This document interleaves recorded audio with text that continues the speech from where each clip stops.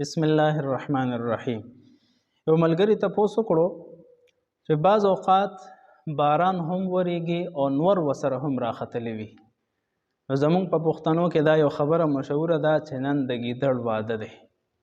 دک شان بعض خلکو دا الفاظ وی چې د نبی علیه الصلاۃ والسلام چې کله د خپلو بیبیانو سره د یو بیبي سره نکاح کېده په اک ورځ باندې باران هم وریدو او نور هم راختلو.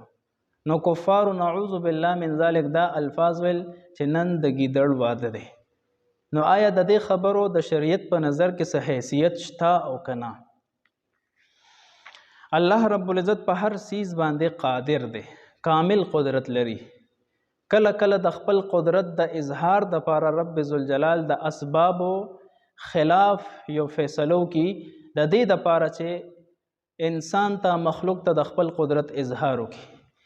یعنی د باران د ورولو دپاره الله جل شانه اوریځې پیدا کړي دي، خو کله کله د خپل قدرت د اظهار دپاره اوریځې نه نور وي الله جل شانه باران راوړي.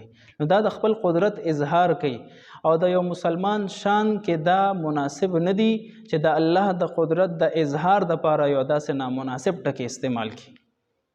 دویم دا چې نبی کریم صلی الله علیه وسلم چې کله د یو بیبي سره نکاح کوله نو په هغه ورځ باران هم ورېدو نور هم نو چېرته په صحیح حدیث مبارک کې دا قسم مضمون نه دی نقل او نه چېرته یو ضعیف روایت کې زموږ مخې ته تیر شوي دي.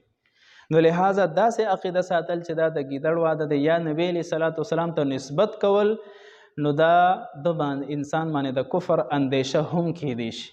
لہذا د داسې عقیدې نه ځان ساتل، داسې قسم الفاظ د مسلمان د شان نه انتهایی بعید دي، داسې الفاظ واجب الترک دي.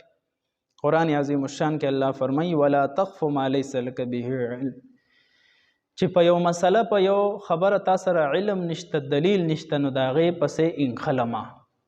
تفسیر کبیر کې فرمایي لا تتبع ولا تقطف ما لا علم لك به من قول او فعل.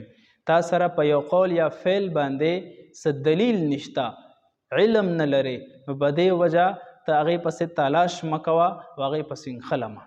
نو په دې مسله باندې هېڅ قسم دلیل نشته، دا د جهلو د طرف نه یو راویستلې شوې خبره ده، دا واجب الترک ته پرې غوستل لازمي دي.